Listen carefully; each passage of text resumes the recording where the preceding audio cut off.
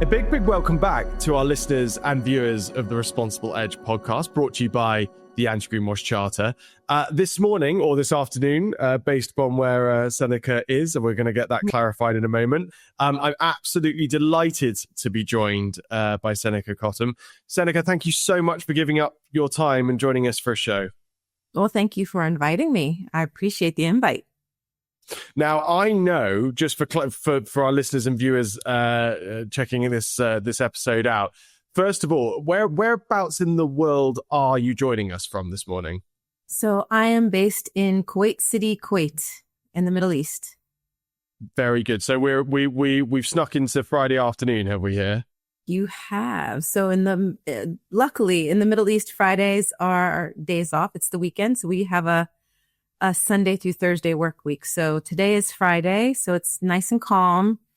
So it's good. Very, very nice. But for you, I know that it's not been particularly calm because you've been up at all hours doing your being involved in your studies, which we'll come on to talk a little bit more about in more depth. But you've been up throughout the night studying, haven't you? Yes, I am studying. I'm studying at Harvard Extension School for a master's in sustainability.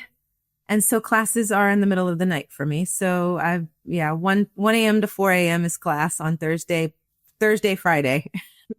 My jaw drops, especially as we now begin to understand the plethora of different roles and initiatives that you're involved in, Seneca. You are, I say this I only throw this at, I think truly deserve it, but I am sat here recording with a superwoman, so this is going to be a hell of a show. And you're wearing the superwoman red. It's great to see.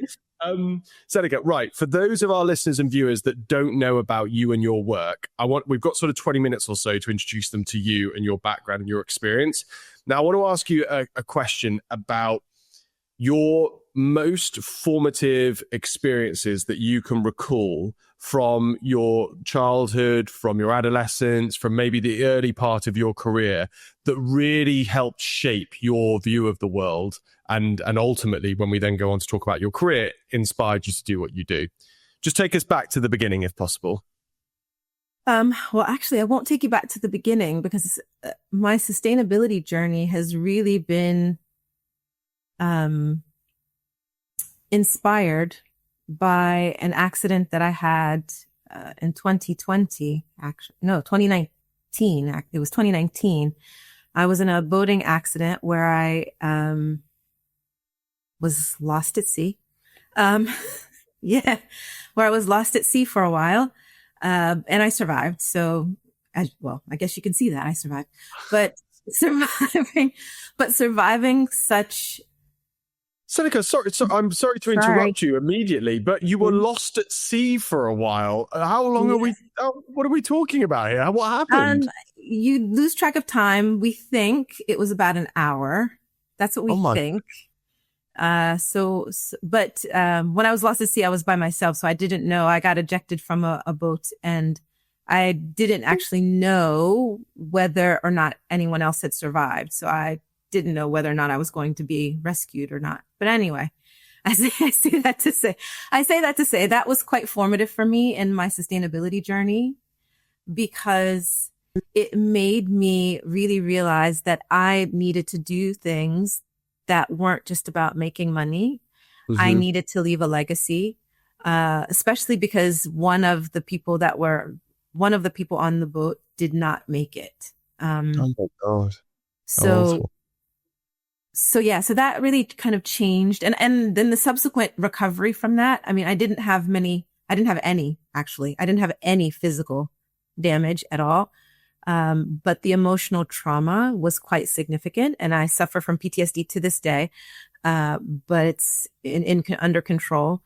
But the initial first year and a half of that experience was quite traumatic. It was just as traumatic going through the PTSD as it was going through the incident. And it really made me realize that I can't, like, as a human being, I can't be on this planet just to make money. It has to be about doing something that is bigger than me and is broader than me. And I think that part actually comes from my childhood. I come from a family that giving back was very important. Being part of the church, being part of the community. I remember as a child growing up, at Christmas and Thanksgiving, my grandparents would have this enormous party. We would start cooking a month in advance, cooking food for this party. I'm not even joking. They had big freezers in the house. We would start baking all the cookies and all of that. And then on Christmas and Thanksgiving, they would bring people from the community who didn't have family, couldn't afford to have Thanksgiving dinner or Christmas dinner. They would bring them to the house and we would feed people. Like the entire community would come and we would feed people. And that extended into my adulthood in terms of giving back. But I think that accident solidified that was what I needed to do as a job. Go ahead. Sorry, I was just going to say it's almost like, you had this sort of really significant jolt and reminder, if you like, in 2020 to go back to and engage with those experiences as a child and the real focus and energy that you wanted to put into your career. Let's talk through, though. I mean, we definitely have never had anyone on the show talk about an experience of being ejected from a boat and finding themselves lost at sea. I mean, the panic that you must have felt like in that moment, I just can't even begin to conceive of it. Surprisingly, no. There was one moment where I did panic, because when I was ejected, I thought I was actually dead at first because I didn't know this at the time, but I was under. So when the boat came, I closed my eyes. I was like, I'm going to die. That's what's going to happen. So I just might as well just be calm because the boat landed on top of us and we saw it coming. And so I was like, let's just be calm because, it's going to happen. I can't control this situation. So just be calm and close your eyes. And this should be instantaneous. This is going to happen. These are the thoughts that I was having. And so when I opened my eyes again, I was floating and it was completely dark because this was happening at night. So it was completely dark. And I was in the Atlantic Ocean off the coast of, I know I'm saying this like it's not crazy, but I was off the coast of Guinea in West Africa in the Atlantic Ocean. So the water was warm. So I didn't feel the water, I didn't know I was floating and I didn't know I was in water because I didn't actually feel myself fall. And so I thought I was dead and I didn't really realize I wasn't. And I was calm about that because he was like, you're dead. Okay, this is all right. This is not bad because I was floating. It was calm. It was quiet. It was wonderful. Wow. And then I hit my head on the boat because I'm under the boat and I have on a life vest. So I float up and I hit my head. And then I realized I'm not dead. So I have to figure out how to not be dead. And so I figure out my way from under the boat. I kind of navigate myself out. And when I came back up, the people that were in our boat pushed the wreckage of the other boat off of themselves. They don't know I'm in the water at this point. They don't know I'm there. So when I take my breath, all I see is the wreckage coming and it pushes me back down into the water. So I'm very calm during all of this. And the only time. So it happens again. Yes, sorry. Again. And we were next to a whirlpool, which is why I was spun around in the whirlpool. And again, very calm. Whirlpool involved as well. Yes. So you're going to tell me that there were bolts of lightning that started coming down in a minute. Thank goodness there were none of those. But when I came back up, that's when I panicked because I was by myself and there were no people around and I thought I had lost my husband. And that was when I panicked. But I panicked for only a short time because then I realized, I need to pull myself together because I need to survive. Because if I survived, maybe he's somewhere and I need to find him and make sure that he's safe. So I was very calm through the whole process. I think the panic actually set in completely afterwards. After we were saved, somebody found the boat. They found me. They found me. We got to a shore. There were islands that were around, so we got to an island.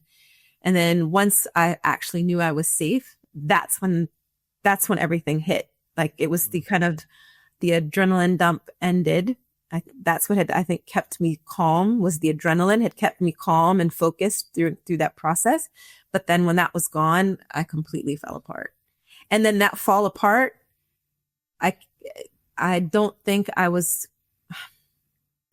think it took me almost 2 years after that to completely be, I'm lying. I would say it probably took me about 4 or 5 years to feel like I was back to my normal self after that. So only very recently you felt like, and what's it be? I mean, it's an absolutely astonishing experience to have gone through it. I can it's one of those things, isn't it, in life? I don't know. We all have like, not that necessarily that story, but we all have those moments, don't we? Those big events that kind of you reflect on. You're like, yeah, there was almost my life before that thing happened, and now there's the new me and the new dawn and the new reality after that thing happened. And it's how we go about taking whatever lessons can be drawn from those experiences that can help drive and motivate us for that next stage and chapter in our lives. Like, I'm inclined to actually, I know that we're going to link to your LinkedIn profile so all of our guests can kind of go back, if you like, and look at Seneca's like experience of her, her education and moving into early part of her career. But what I actually want to focus on, if possible, Seneca, is what's happened from 2020 onwards. You mentioned that, one of the big realizations was I need to do something more than make money. And I need to have an impact. Like, what did you do with that realization on kind of day one when you were starting to think again about what you wanted to do with work? So interestingly, right before that accident, I had a conversation with my CEO, because my background is actually commercial real estate. That's what I've done for decades, a couple of decades before. But I was bored with that and I was ready to do something different. And to be honest, I was ready to leave the Middle East because I felt like I didn't have any potential to advance and I didn't feel like I was growing at the rate that I wanted to grow. So our CEO in 2019 had just been appointed, and he had previously been the SVP of our property division for our company. And so he and I had a conversation because I told him, I'm ready. I need to do something. I need to challenge myself. I need to expand myself. And so we kind of co-created the position of sustainability. We didn't know what it was going to look like or how where we would end up. But he said, let's give it a go. Let's see. Interestingly, it was because his daughter, who at the time, I think she was 11 or 12, told him that since he's now the CEO, he needs to take responsibility and he needs to make sure that the company is sustainable. And bravo. Yeah. Wow. Exactly. I thought that was that was so cool. So we didn't quite know what it was going to look like, but I was like, okay, I can take on that challenge. And our thought process is that it was going to be more energy focused, and how do we harness and harness all of this energy data and do something about that. That was kind of the starting point where we wanted to go. But then after that accident, and I came back, and mind you, I had to take a significant chunk. I had to take about 4 or 5 weeks. I couldn't work. I actually physically couldn't work. But what became apparent to me during that time, I'm sorry, I'm just going to bring in another small fact about this. So another reason why this kind of changed my life is during the time in that initial stage after the accident, when I was going through kind of the worst of the trauma and the trauma response, and nobody tells you these things about PTSD, is that I stopped being able to speak, because my brain couldn't process words properly. So I couldn't make the words in my head. I couldn't make them come out of my mouth. So I would mix up words and I would forget words or forget how to pronounce words or to say words. and how to get them out of my, so I had to stop working. I had a problem with time as well. So I had no perception of time. So I couldn't meet a deadline because I physically couldn't figure out how long things took or how long I was taking to do things. Wow. So I had to take some time off. And during that time, I kind of, that's kind of when I was like, I need to focus on my body, my health, my sanity. And I had to focus on what was going to be, what were those next steps going to be? How was I going to integrate myself back into work? Was I actually going to be able to integrate myself back into work? Which Seneca, which must have been, considering that you'd had before the accident, you'd been kind of beginning to sort of provide this vision for yourself for this, impactful, purposeful role of head of sustainability within the organization, which must have been really exciting for you in terms of that personal experience, to then find yourself a few weeks later down the line with all of these issues relating to how you're able to even sort of function, if you like. That must have been such a disheartening experience to feel like you were so close to something that you knew was going to be impactful and was going to really satisfy the inner you, if you like, to then have that taken away. Just reflect on that for us, what that feeling was. I like the way that you put that, because that's exactly what happened. It was like, I could see the possibility. I could see where I could have impact. I could see it, but I was like, I don't know if I can actually do it. Like, I don't know if I have the capability. I don't know. And I am a person who from childhood has been known to be a very intelligent person. And I don't say that in kind of a, to toot my horn kind of way, but that's just kind of my brand, not from me, but from other people. That's what people think of.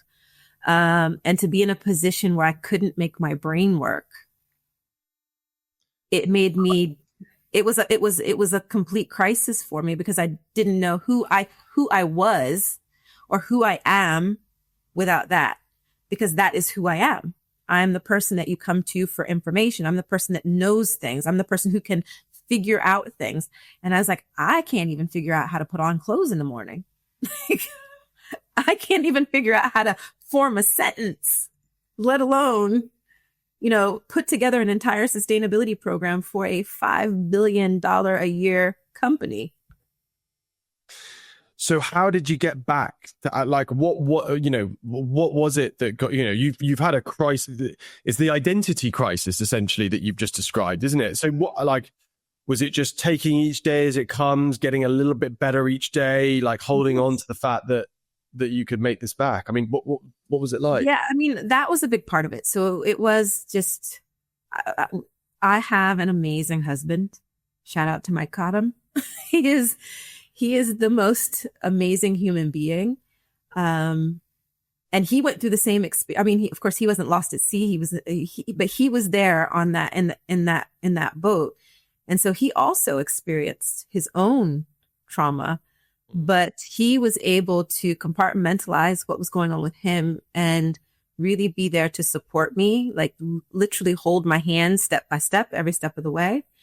But then because of that, I need to understand how things work. I started to find solace in research and understanding what I was going through and understanding how I could tackle what I was going through.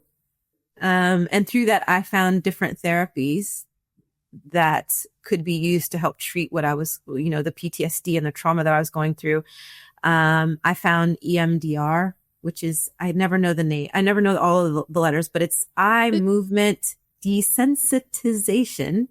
And the R always escapes me. Is it recall? I don't remember. Oh, anyway, sorry. Well, someone will comment and flag it. You can add that in somewhere else. So I found someone who could do that virtually, because again, this was COVID. Mm-hmm. So I found someone who could do it virtually, and she was like, I don't know if it's going to work. I've never done it like this before, but we'll give it a go. And that therapy treatment was a godsend because it kind of turned everything around for me, and it started me into on an upward trajectory in terms of my recovery. And I kind of partnered that with yoga therapy, which helped release the trauma from my body. And those therapies really kind of helped me. But while I was going through all of that, that was when, we were in lockdown, and we had quite significant lockdowns in Kuwait, nearly 24 hours lockdowns. Wow. And so I had time. I had plenty of time. So, I did a lot of research. So I started with what our host brands are doing. And I know we'll probably talk about the structure of the company that I work for in a moment, but it's a franchise. It's a large franchise licensing company where we bring businesses in from other, Western brands into the Middle East. And so I started with our host brands and started doing lots and lots of research around what are they doing? How have they tackled sustainability? How have they integrated it into their business? And through that, I discovered, kind of these are the opportunities that we have, especially in the region that we have, that we're in. And I identified some of the things that weren't working so well for them that we could avoid. So take best practice and what we could do. But I spent months just researching, interviewing our senior leaders in the business, interviewing some of the senior managers in the business who are on the ground doing a lot of work, going and talking to some of our host brand sustainability apparatus so that I could see exactly what they were doing aside from what was publicly available on the internet. So what really helped me get through that is I really threw myself into this role in that first year, because it was just me in that first year. But I threw myself into the role and threw myself into understanding, because I am an under the hood kind of person. Like, I like to get under the hood. I like to see, how everything is connected, how everything works.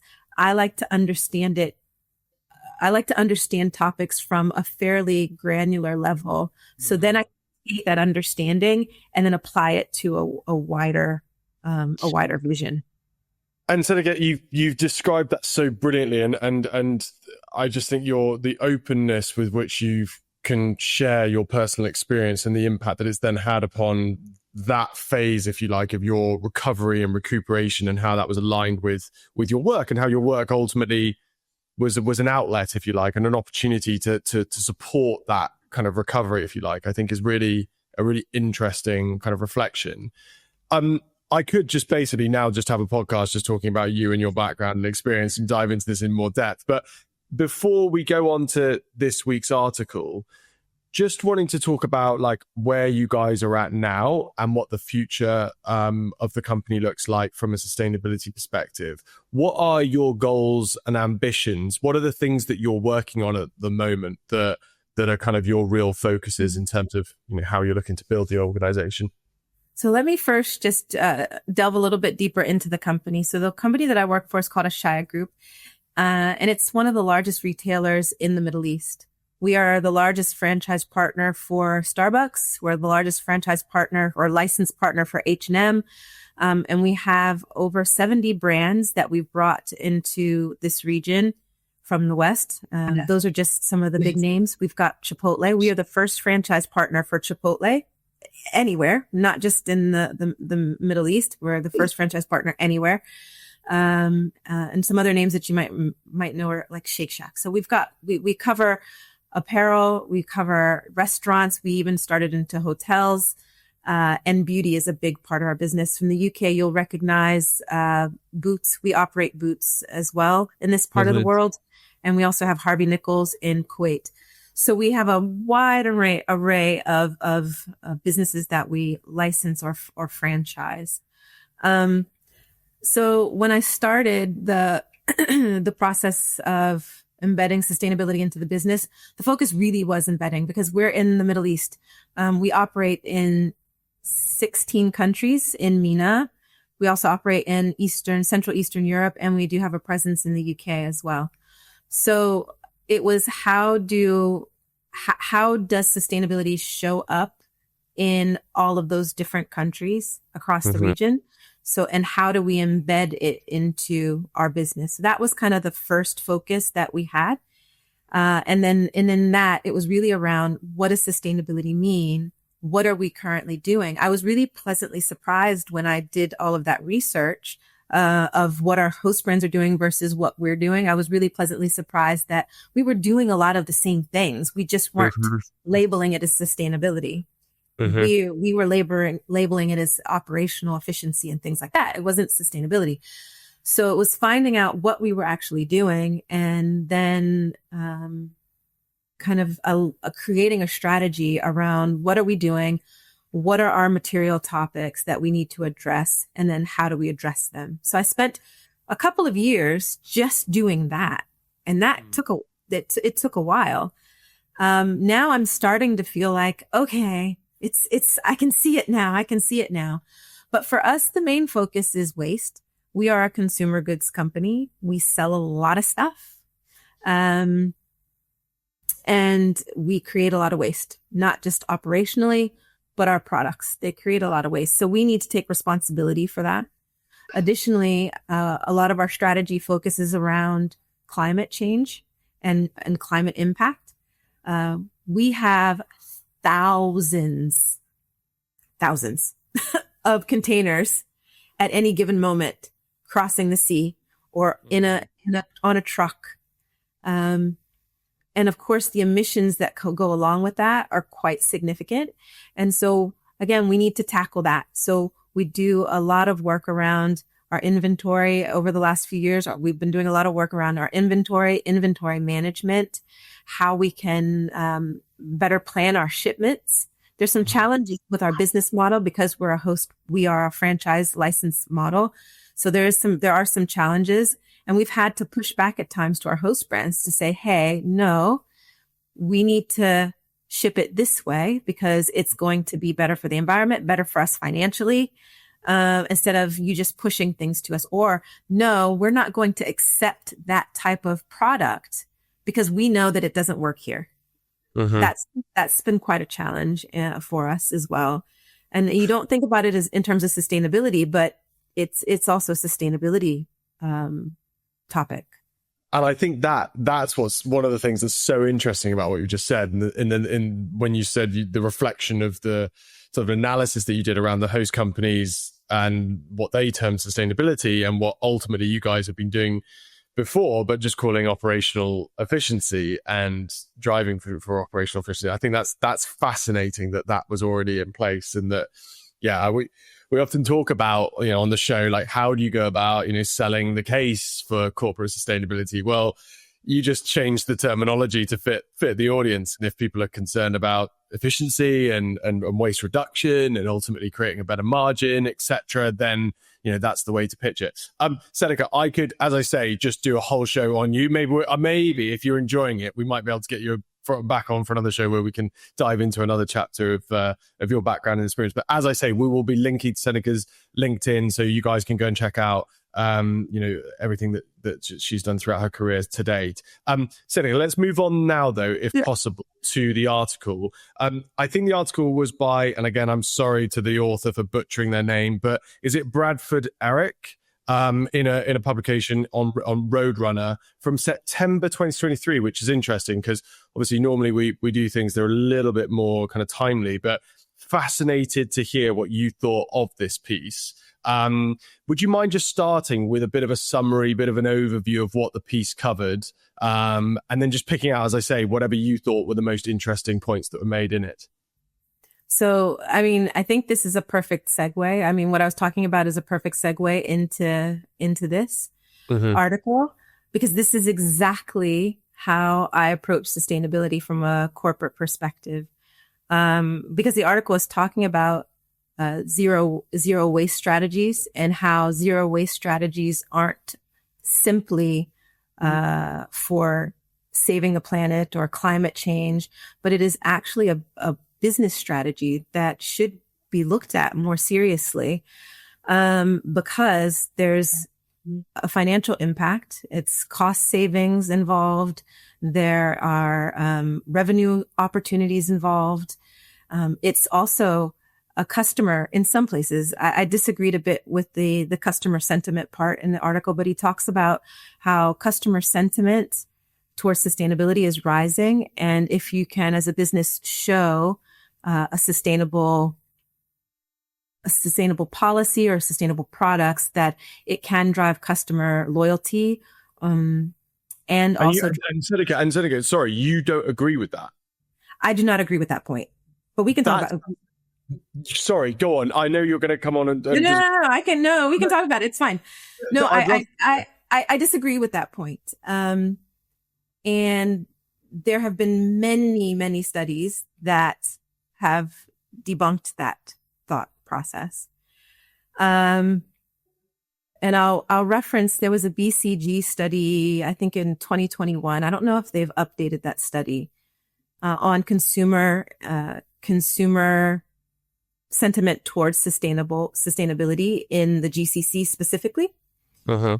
And in that study, they found that although across the GCC, I think the number was about 75%. And please don't quote me, but I think it was around 75% of the respondents. And now these are nationals. These aren't the expats, because I think a lot of people don't realize how multicultural it is in the Middle East. But this specific study was specifically targeted towards locals. They understand what climate change is. They completely understand it, but they don't know what they can do about it. And they don't understand what they can do about it. And also in the study, it talked about the willingness to pay more for a sustainable product. And there is a willingness to pay more for a sustainable product, but not as the first decision point. Mm-hmm. The first decision point is always value for money, not low price, but value for money. And we need to understand what the benefits are of that premium. Uh-huh. And I think marketing fails to deliver that. So until those two things meet, you're not really going to get a customer that's willing to pay more for sustainability. You're going to get a few. You're going to get the sustainability warriors who will do that, but overarchingly, that's not the case. Seneca, I think you've nailed that. It's so interesting. I had a conversation with somebody the other day where we flipped it and we said, imagine trying to pitch to somebody, look, it's a substandard product. You're going to have to pay more for it, exactly. But don't worry, it's sustainable. Exactly. No one's going to go for it. Exactly. It needs to be great quality product. Reduction, as you say, or not necessarily reduction in price, but great value for what you're buying, and the sustainability element kind of supports that. And if it can be pitched as one of the reasons why it's a sustainable product, or that it's priced at the level that it is because it's a sustainable product and it's been created in a way that is resource efficient, that incorporates some of these zero waste concepts that we're going to talk about now. Fantastic. That's a virtuous circle. Exactly. And then there was another study that was done in the UK quite recently. And again, I tried to find it again before we talked, but I didn't have time to find it. But it was a study on sustainable marketing terminology and the understanding of the consumer. And this was done in the UK, which is a market that is much, much, much more mature in terms of understanding sustainability. And the vast majority of people don't understand the claims that are used in sustainability. And that leads us to greenwashing, right? That's what we're here for, what we're talking about. But that leads us to greenwashing because consumers don't understand these terms. And a lot of companies use the terms to raise their prices. Let's be honest. That's why they use the term, that they can charge a premium. That has eroded the trust of the consumer. So, and I use a good example of something, and I am a sustainability professional, and I just learned this in the last year. The little recycling triangle that we all know and love has nothing to do with recycling. And I just learned this maybe in the last year. I learned it. Yeah. That little triangle And it's been usurped to mean something is recyclable and all of that. And that's actually not at all what it means. It just means the recycling code. This is the type of plastic that it is.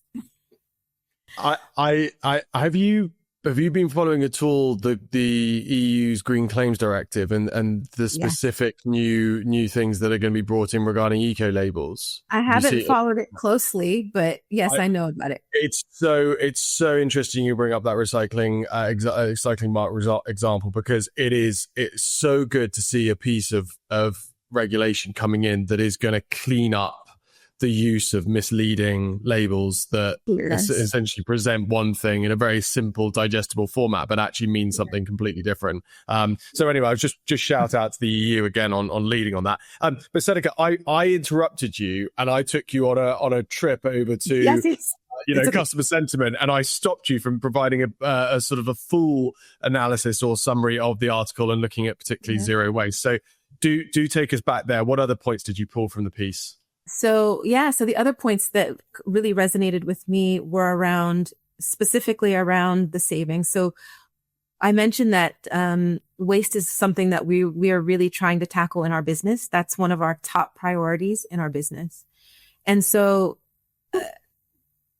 we discovered early on in my journey in the company in sustainability that we need to look at waste in a different way. And that's what they're talking about in the article, looking at waste in a different way and not necessarily as something that is just going to be an expense line. We don't have any control over it. There's not much we can do about it, to something that you can control and you can optimize for savings and profit. And that's what we're trying to do. So we have quite a robust program around our construction waste. So we build a lot of stores. We've got over between 4,000 and 5,000 stores that we operate. And every year we probably close 5 to 10% every year, but we then open 5 to 10% more in every year. So we do a lot of construction. And so we've got a program where we have a recycler that comes into the stores as they're being closed, and they go in and they identify what can be recycled and what can't, so that we minimize the amount of waste going into landfill. And then they share the profit of those things. So the cables, the electronics, the steel, all of those things, those are actual commodities that are bought and sold. And so we're taking advantage of that. Our electronics, we've been for the last 4 years, all of our electronics are recycled. And the companies that we use, they either refurbish the equipment and then sell it on, or they dismantle it all, and all of the components are then resold as the commodity. So the motherboards, any metals, any precious metals as well, are then all consolidated and resold, and we share in the profit with our recycling companies. On all of the sales of those things. So that was another thing that I pulled out. That's something that we're doing in real life as well. And just and Seneca, sorry to slightly take you back to kind of the beginning here, but just for our listeners who aren't aware of the concept of zero waste and zero waste strategies, I know it seems fairly evident from the terminology, but just give us some clarity around the definition that you use when you refer to zero waste and zero waste strategies, and then perhaps just pick out, not necessarily from you guys, but maybe some examples that you think of other companies that are doing particularly well when it comes to adopting zero waste strategies. Okay, so from my perspective, zero waste for me it starts from the point of making sure that you're not over procuring. That's the beginning step of zero waste, is optimizing your procurement processes so that you are not over purchasing. And then any waste that is created through your operations or through your products, identifying what can be done with those products, down to the component level, down to the molecular level in some cases, what can be done with those products so that we avoid them going into any waste stream. And that would mean going into landfill, being misappropriately disposed of, so that we have a less of an impact on the planet in terms of carbon, in terms of waste, in terms of all of the things that we all know about. And to do that, we adopt an approach that, or me specifically, it's me.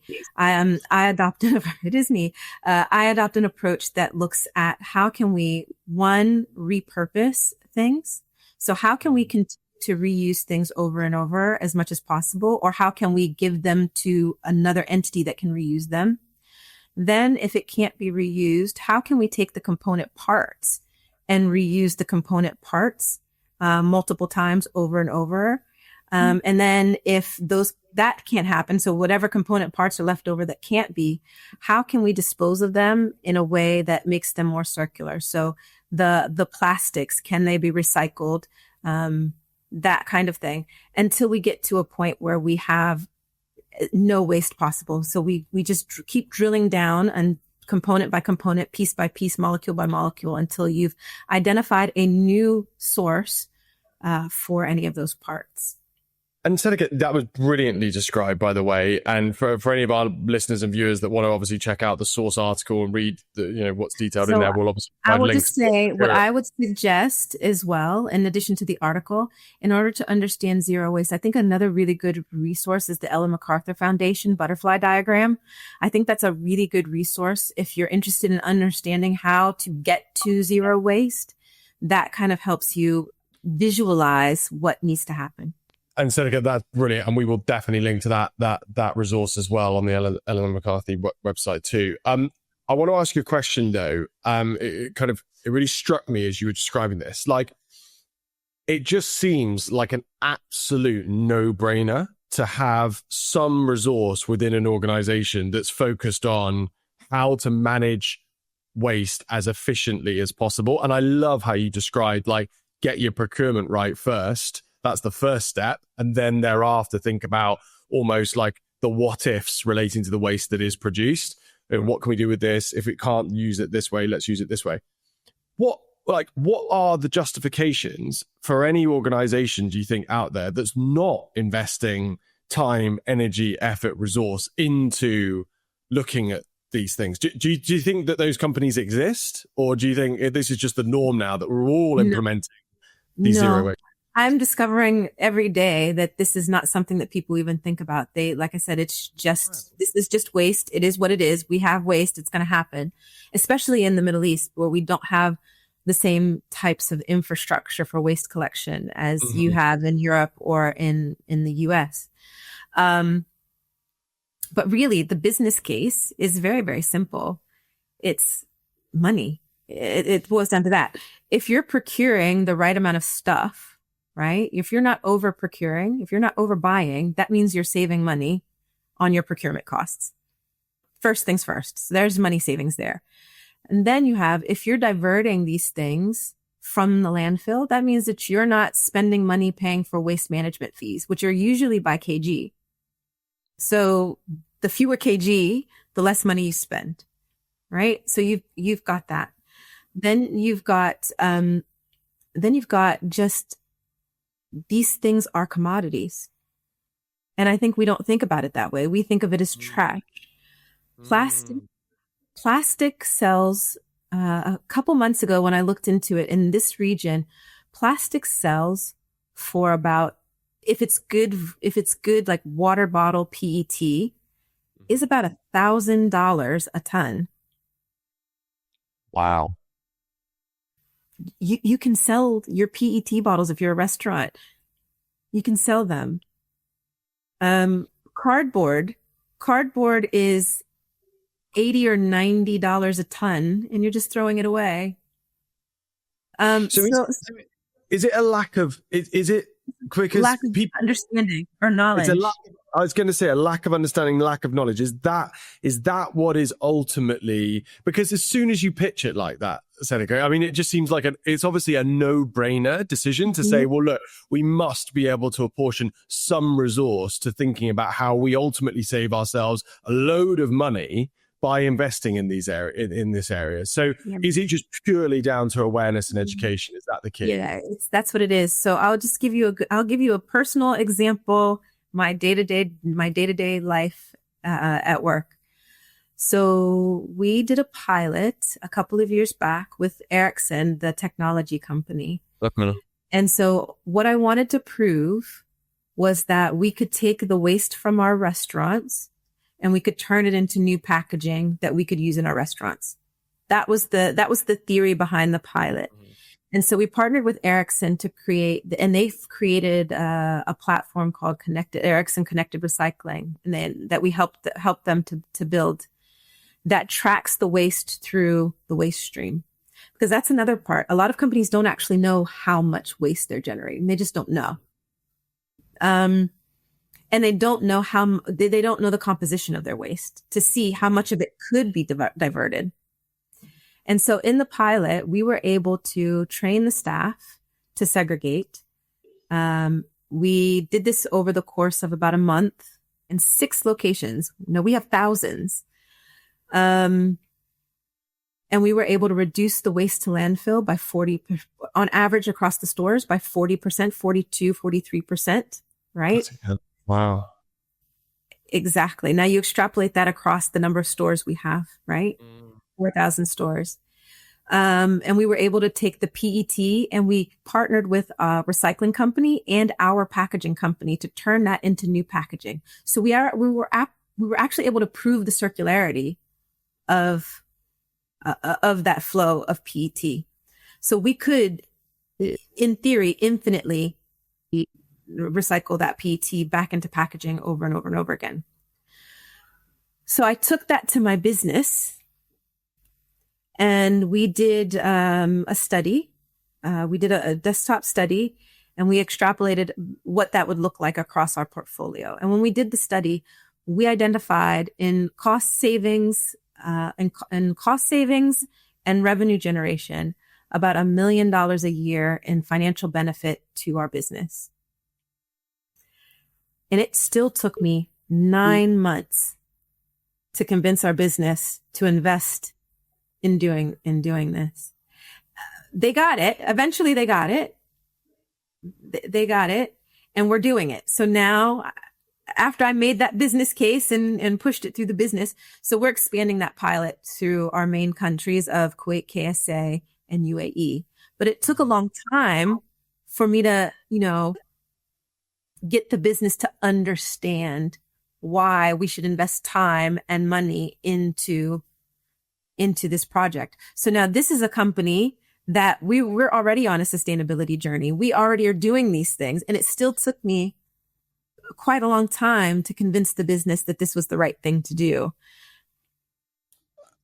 And that, Seneca, that strikes me. I'm fascinated to hear, as a result of what you've just described there, what you're going to do with your magic wand. I know that we've just done a whistle stop tour through that, but we have hit, I think I mentioned to you, my producer's concerns in my ears. So I'm gonna conclude now with the magic wand. But that was a fascinating insight on zero waste.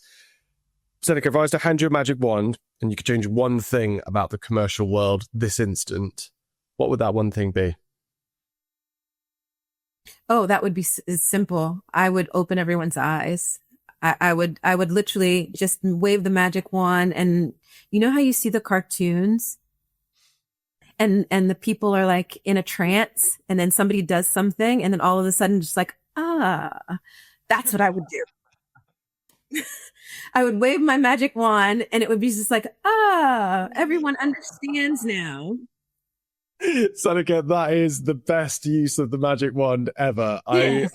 I hope that when we create the snippet for the show, of the highlights that my editors go for, my magic wand would have everyone who go, because that was absolutely brilliant. I totally get it. And actually it aligns perfectly with your lived experience, of putting together a very strong, financially grounded case for the investment or the rollout of this pilot study that you've described, and how challenging it is to get people over the line in decision-making positions. And for me, I kind of interpret what you're saying as we need to really get comfortable with the natural discomfort that we all feel about change.